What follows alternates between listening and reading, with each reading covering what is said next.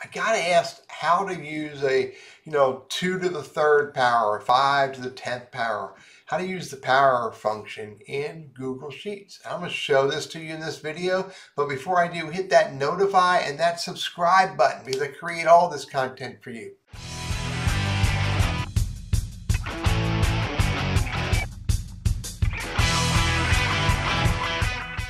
So, we get this all the time, we want to do 5 to the 5th power or something like that, 5 to the 5th power. And, can I do that right? I mean, this is what I think of it when I do that. 5 to the 5th power. Check this out. Can I do equals 2 to the 2nd power? I can.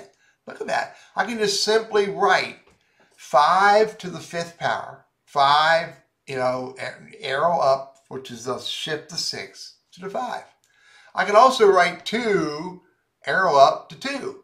Now, I can do even better than that. Let's say I put a 5 here, and I put a 5 here, and let's put a 2 and a 2, and let's put a 3 and a 3. And let's say I want to do each of those, the first number to the second number of power. So I can equal this power button, this.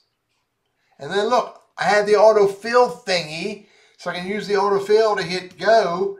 Now, I don't know what 5 to the 5th power is. I'm guessing it's 3125, but I know that 2 squared is 4, and I know 3 cubed, is that cubed, or 3 to the 3rd power is 27.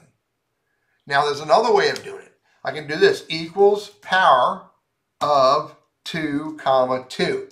That means that take 2 and square it. It's 4. Equals power of 5, comma 5. 3125. So there's 2 ways that you can do the power function in Google Sheets. Again, I could write 2, up arrow, power arrow 2.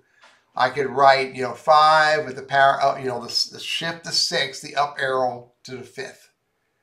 Or I could use the power function. Either one of those work just as well. And again, I can make a formula out of it as well. I don't have to just use numbers. I can use cell references to get my numbers. I'm Teddy, your Google Workspace and Gmail strategist, trainer, and coach. Have fun using the power function.